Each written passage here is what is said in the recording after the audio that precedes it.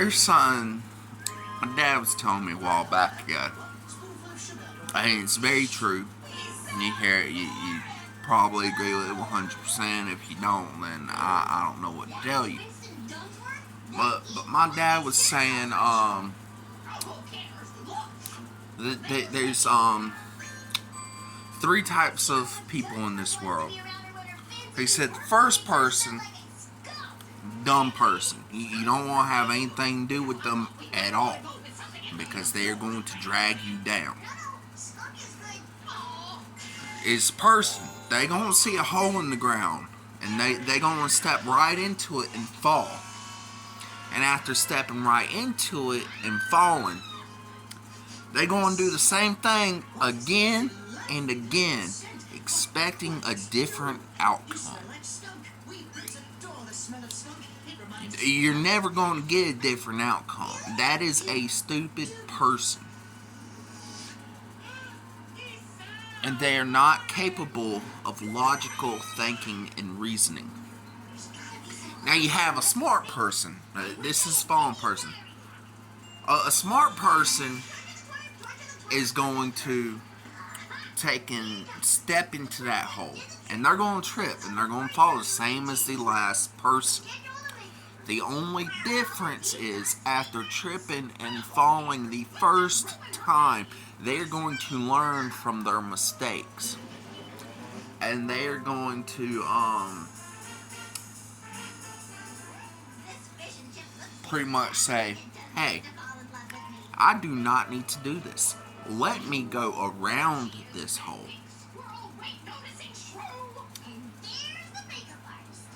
That's the second person. That is the smart person. Now there's a third type of person, an intelligent person. Intelligence and smart, not the same thing. An intelligent person is going to take a look at that first dude and that second dude and go like, that person fell, that person fell, that person figured out how not to fall. Let me do what he did to not fall. I'm not going to learn from my mistakes. I'm going to learn from the mistakes of the people around me so I do not make those same mistakes. There's a point to this video. People complain about how each generation is worse than the last and how they ain't intelligent enough, they ain't smart enough. They had a completely opposite problem. For generations, people were being raised a certain way. And a certain way led to good results. Now, this wasn't everybody. There were some pretty horrible parents out there. And, of course, those results led to bad problems. Bad results. But for good result parents, they did things a certain way.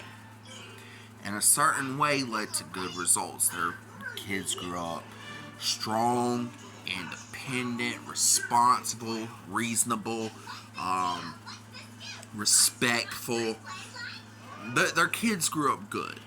They knew how to live in society. Well, the following generation comes around. And they're like, well, my parents loved me, but they did this, and I didn't like this. And they took that one small detail out. Go like, I didn't like this. This was something I did not enjoy. I'm not going to do this for my kids. Because I didn't enjoy it. Okay, so now something was missing. Kids grew up, and when we were growing up, our grandmother always talked to us about how, our kids didn't talk back to us, and we did. We talked back to our parents. I hate to say it, but it was true. Now, say that didn't last very long, because eventually they seen, okay, this is wrong. You backhand real quick.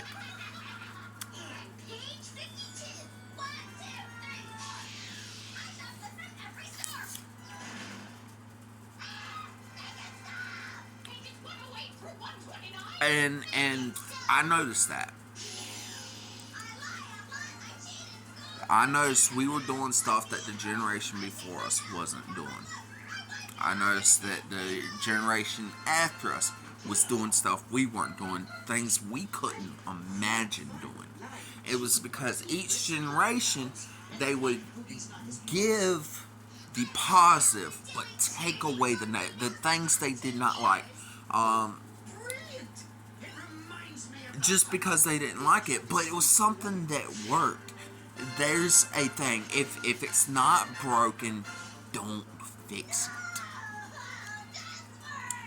Because when you do, you end up creating problems.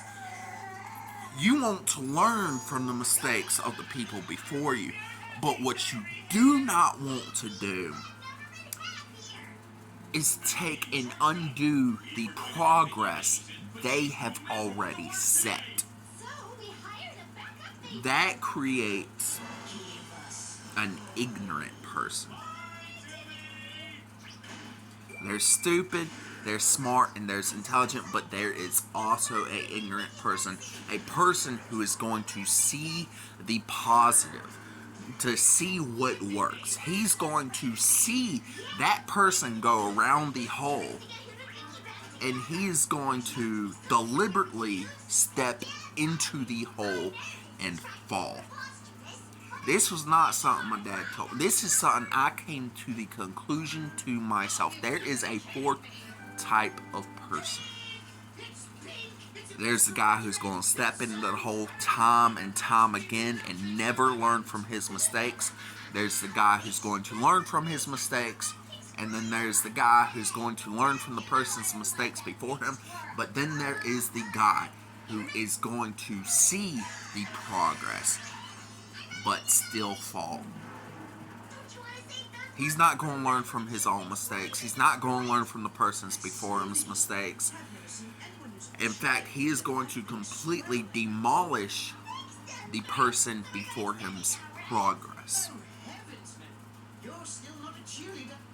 That is not the type of person we need to be. We need to learn from the mistakes of the people before us. If we can learn from our own mistakes, that is good. But we want to do our best to not make mistakes at all. Now, that's not going to say that we aren't going to make mistakes. Everybody makes mistakes. But when we do, we need to improve. We need to learn from our mistakes. But we need to try our best to learn from the other people's mistakes as well, so we don't make those same mistakes.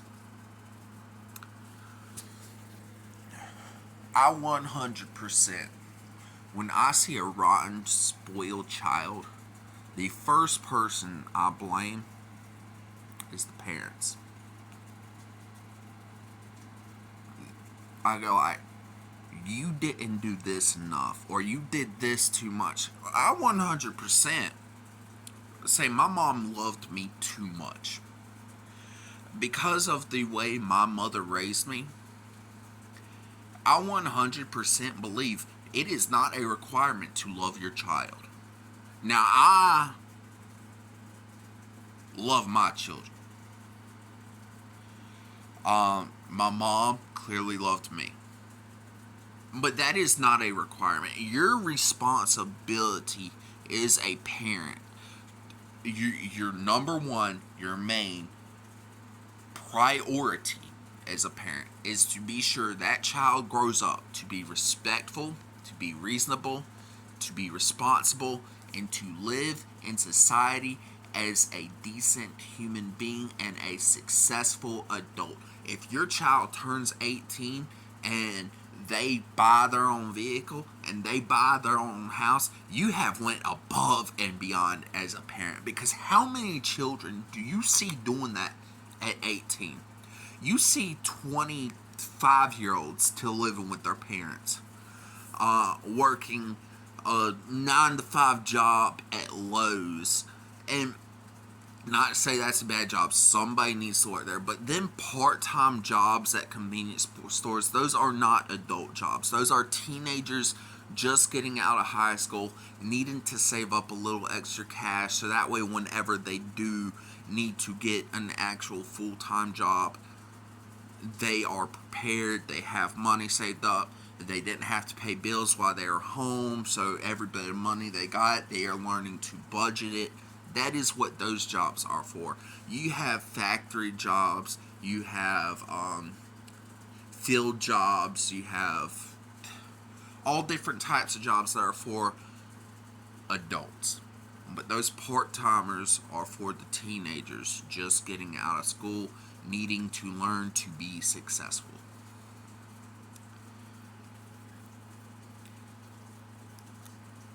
So when you see a kid, 18 years old, he saves up a couple grand, he goes buy him a car.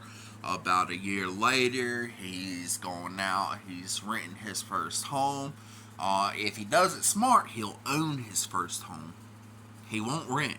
He'll own his first home. He'd save up that little bit of extra money. He'd been working the same job for 10 years.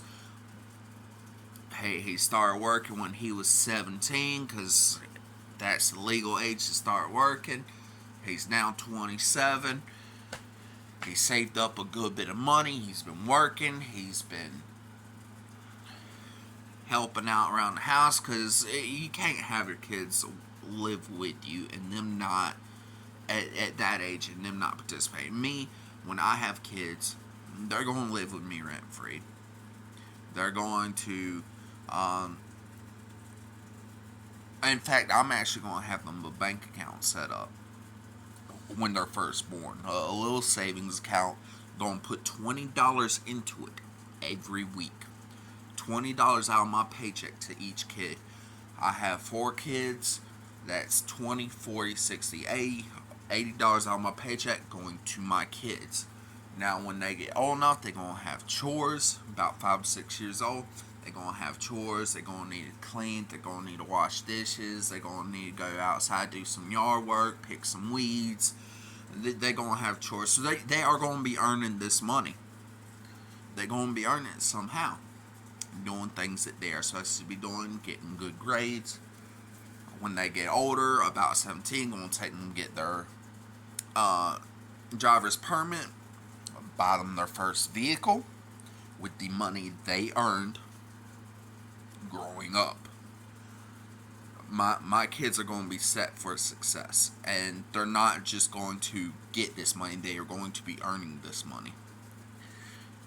Last year of high school, they're going to get an option, because I realized real quick, high school is not necessary. That last year, it is not necessary. Now, I'm going to give them an option. 1, finish out high school. You finish out high school, go get you a trade job, whatnot, a trade school, or you quit high school, go get your GED. You don't need that last year of high school. It'll take you about a couple weeks to get your GED. You take a few classes and you got it. And then you start working. Or you quit high school, go get your GED, and you work for me. I'd be working construction. They'd be out there on the job with me. I'd be paying them, making good money. And you go get a job in the world or go get a job with me. Either way, they're going to learn financial stability, the price of hard work, the reward that comes from it. They're going to be learning these things.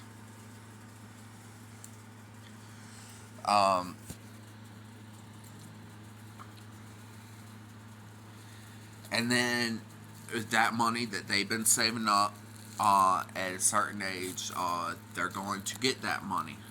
But they're not going to, while they're living in the house with me, they're not going to be spending that money on just anything. They're going to learn financial security. I am going to set them on a limit on how much they can spend. And once they don't have that money, I'm going to go like, what did you learn?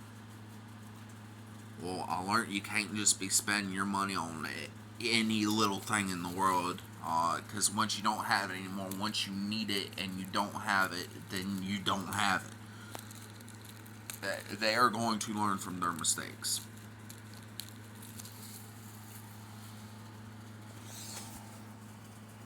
But everything that they would need, as long as they spend their money responsibly and don't go over a certain limit, they are going to have and they are going to pay for it themselves.